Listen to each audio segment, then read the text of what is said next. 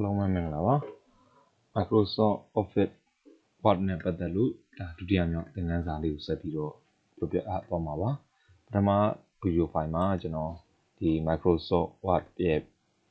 basic ကိုပြောပြသွားပြီပေါ့နော်ခုဒီတစ်ခါကျတော့ကျွန်တော်က formatting page အကြောင်းကိုပြောသွားမှာပါformatting page ဆိုတာကကိုစာမရိုက်ခင်မှာစာရိုက်ဖို့ရအတွက်အရင်ဆုံး page ကိုပြင်ဆင်တဲ့ဟာကိုပြောချင်တာပါအဲ့တော့ number 1အနေနဲ့ကျွန်တော်တို့ဒီမှာကြည့်မယ်ဆိုလို့ရှိရင် choice တဲ့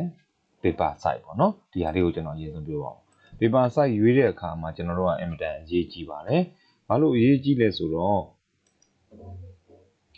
ကျွန်တော်တို့စာရိုက်တစ်ခုလုပ်တဲ့အခါမှာကိုရွေးမဲ့ paper ပေါ့နော်ဒီ paper size ကိုအရင်ဆုံးပါ Office Word တစ်ခုကိုဖွင့်လိုက်မယ် Microsoft Word ကိုအရင်ဆုံးစပြီးဖွင့်မယ်ပေါ့နော်အဲ့တော့ size တစ်ခုလုပ်ဖို့ရအတွက် Microsoft Office က Word ကိုကျွန်တော်ဘာလုပ်မလဲဆိုရင်ဖွင့်ပါမယ်။ Microsoft Office Word ကိုအရင်ဆုံးဖွင့်ပြီးဆိုရင်ကျွန်တော်တို့ကblank page အရင်ဆုံးဒါပထမသင်ခန်းစာပြောခဲ့ပြီเนาะ blank page ကိုဘာလုပ်ခဲ့မလဲဆိုရင်ကျွန်တော်ရွေးခဲ့မယ်ပေါ့နော်။ဟုတ်ပြီဒါဆိုရင်ကျွန်တော်တို့ size တစ်ခုလုပ်တော့မယ်။လုပ်တော့မယ့်အခါမှာ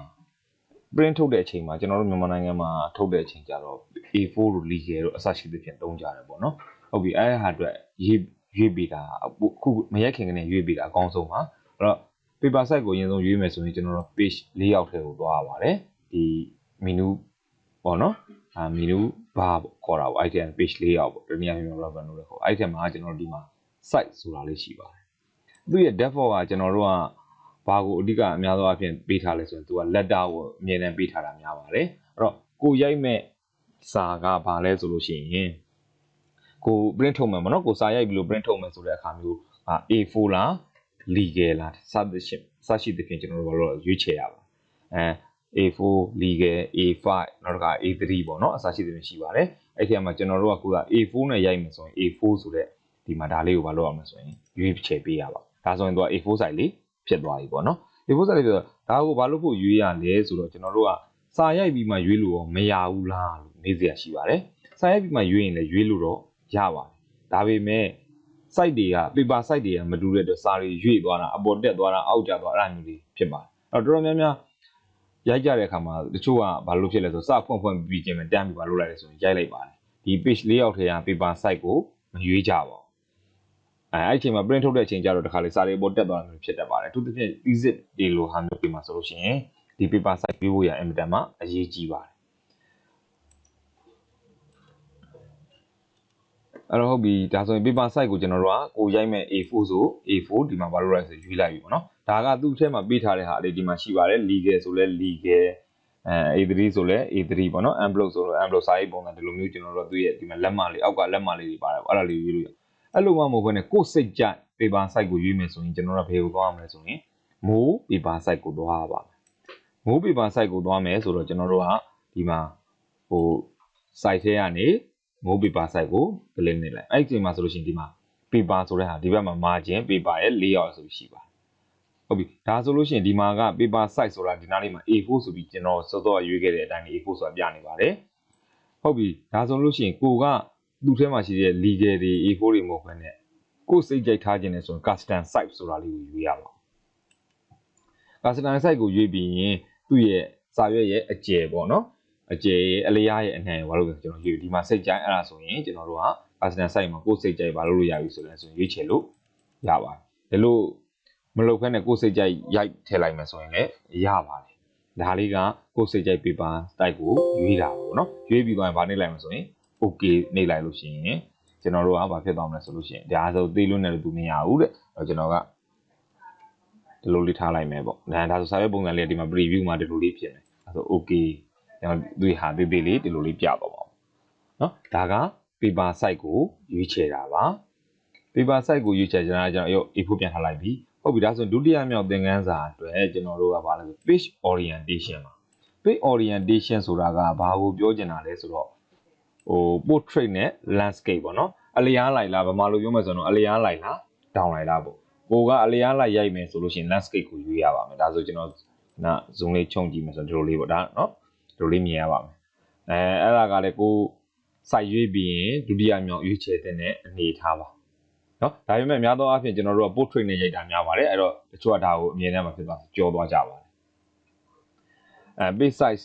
ရဲ့ဒါဆိုရင်ကျွန်တော် orientation ပေါ့နော်စာရွက်အလဲလား down line လားအလဲရလိုက် portrait လား landscape လားရွေးပါမယ်ဒါကတော့ default အနေနဲ့ portrait ပဲကျွန်တော်တို့အရိုက်များကြပါဟုတ်ပြီဒါဆိုလို့ရှိရင်ကျွန်တော်တတိယမြောက်တစ်ခုကဘာလဲဆိုတော့ adjust margin မှာmargin ဆိုတော့ဒါကျွန်တော်သိတဲ့အတိုင်းပဲဘေးမြင်တားတာပေါ့နော်ဘေးမြင်မှာသူသတ်မှတ်ပေးမှာပေါ့ဟုတ်ပြီဒါဆိုရင် margin ကြရင်ကျွန်တော်က paper size တစ်ခုကိုရွေးထားပြီးပြီ A4 ဒါဆိုကျွန်တော် A4 ရွေးထားတယ်အဲ့တော့သူ့ရဲ့ default ကဘယ်လိုပေးထားလဲဆို normal ပေါ့နော်ဒီထဲမှာ margin ဆိုတဲ့ထဲမှာရှိပါတယ်ဒီ margin မှာသွားလိုက် normal ဒါလေးတွေလက်မလေးကိုပြတာပါတစ်လက်မအပေါ်ဘက်တစ်လက်မအောက်ဘက်တစ်လက်မဘေးဘက်တစ်လက်မဒါဆိုရင်ဒီကာစာလေးကိုကြည့်ပြီးကျွန်တော်မှန်းလို့ရတာပေါ့နော်တစ်လက်မရှိဒါဆိုရင်ကျွန်တော်တို့သူ့ထက်များကျင်းလိုက်မယ်ဆိုလို့ရှိရင်နေလို့ဆိုတာယူလိုက်ရင် 0.5 စီဒါဆိုဒီကောင်လေးဒီလိုလေးပါဖြစ်သွားကျင်းလဲကျင်းသွားတယ်အပေါ်လဲတက်သွားတယ်ဒါဆိုရင် normal ပေါ့တခါလေကျတော့ကိုယ်စိတ်ကြိုက် margin ထားပြီးရိုက်တဲ့အခါမျိုးတွေရိုက်ချင်တာဆိုလို့ရှိရင်ဒီ margin တွေကနေကျွန်တော်တို့ကဘယ်ကိုသွားမလဲဆိုရင် custom margin ကိုသွားပါ custom margin သွားတဲ့အခါမှာဒီမှာ base set ဆိုတာပေါ်လာတယ်ခုနကတော့ကျွန်တော်ပြောခဲ့ဒီမှာ paper ပေါ့နော်ဒီမှာ margin ဆိုတာပေါ်လာအဲ့ဒီမှာဒီမှာသူကပြောပြထားတယ် top ရယ် left ရယ်ဒီက button ရယ် right ရယ်နော်အဲ့တော့ဟုတ်ပြီဒါဆိုလို့ရှိရင်ကျွန်တော်တို့ကသူ့ရဲ့ margin စာရိုက်တဲ့ဒီ cursor လေးပြမှာပေါ့နော် top ကိုကျွန်တော်တို့ကဥပမာဆိုကြပါစို့တစ်ထက်ကြီးထားလိုက်မှာဆိုရင်ဟိုမှာ2လောက်ထားလိုက်မယ် left ကိုလည်းမြင်သာတဲ့ဟာကိုကျွန်တော်ပြောပြမှာပေါ့နော် 1.5 လောက်ထားလိုက်မယ်ဒါ2လောက်ထားလိုက်မယ်သိစားအောင်လို့ဒါဆိုလို့ရှိရင်ကျွန်တော်တို့က top နဲ့ left ကိုပဲပြင်သွားမယ် button နဲ့ white ကတော့ tip ပဲကျန်မှာပေါ့နော်ကဲဟုတ်ပြီအဲ့ဆိုကျွန်တော်တို့ကကြည့်အောင် okay နှိပ်လိုက်တယ်ဆိုရှင်ကာစာလေးကိုကြည့်ပါခုနကနေရာပုံစံနဲ့မတူတော့ပါဘူးနော်ဒါက top ကဘယ်လောက်ထားလိုက်လဲဆိုကျွန်တော်2လက်မှာနောက်တစ်ခါ left ဘက်ကနေဘယ်လောက်တက်လက်မှာဒါဆိုစာရရင်ဒီနေရာကနေစပေါ်မှာပေါ့နော်ကျွန်တော်တို့ကနောက်တော့ enter ချလိုက်ဒီနေရာပဲစပေါ်မှာဟုတ်ပြီဒါဆိုလို့ရှိရင် margin ကိုကျွန်တော်ကမူလပုံမှန်လေးပြန်ထားလိုက်မယ်ဆိုလို့ရှိရင်ဒီလိုပုံစံလေးပြန်ဖြစ်သွားနော်ဒါဆိုစာရရင်ဒီနေရာနေပဲမလုပ်မလဲဆိုစပြီးတော့ပေါ်မှာပါဟုတ်ကဲ့ဒါဆိုလို့ရှိရင်ကျွန်တော်တို့ဒီမှာကျတော့ insert blank page ပေါ့နော်နံပါတ်4ခုမြောက်ကဘာလဲဆိုရင် insert blank page ပါဟုတ်ပြီဒါဆိုရင် insert blank page ကကြတော့စာရွက်နောက်တစ်ရွက်အစားထိုးတာပေါ့နော်နောက်တစ်ရွက်အစားထိုးတာဆိုတော့ကျွန်တော်တို့ကဒီမှာဒီထဲကနေသွားပြီးတော့ဒါဆိုရင်ကျွန်တော်တို့ကဘယ်လိုဖြစ်နေလဲဆိုရင်ဒီတစ်မျက်နှာလေးပဲရှိတာခဏလေးခြုံကြည့်လိုက်မယ်နော်ဟုတ်တစ်မျက်နှာလေးပဲရှိတယ်ဒါဆိုရင်ဒါတစ်မျက်နှာလေးရှိတယ် insert blank page ဆိုလို့ရှိရင်ကျွန်တော်ဘယ်လိုလုပ်မလဲဆို insert တွေကနေ blank page ကိုနှိပ်လိုက်ရင်ဒီမှာနောက်တစ်ရွက်ထပ်ပြီးတော့ရောက်လာဒါကကြိုးပြီးတော့စာရွက်ကိုဘာလုပ်ထားဆိုကြိုးပြီးတော့ယူထားတာပါအဲ့လိုမှမဟုတ်ဘူးကျွန်တော်တို့က insert blank page ကိုယူစရာမလိုဥပမာဆိုကြပါစို့စာရိုက်နေရင်းနဲ့ပေါ့နော်စာရိုက်နေရင်းနဲ့အောက်ကိုရောက်သွားသူကသူ insert blank နောက်ထပ် blank page တခုသူက automatic ပေးပြီးသားဖြစ်ပါတယ်ဟိုကအဲ့လို insert blank page ယူစရာမလိုဘူးပေါ့နော်စာရိုက်တယ်ဒီစာရွက်အောက်ဆုံးနားကိုရောက်သွားတယ်ဆိုကြပါစို့စာရွက်အောက်ဆုံးနားကိုရောက်သွားပြီစာရိုက်ရင်းနဲ့ကျွန်တော်ဒီမှာရောက်နေပြီခဏလေးဒီ insert blank page လေးကိုကျွန်တော်ပြန်ဖြတ်ထားလိုက်ပါဦးမယ်ဟုတ်ကဲ့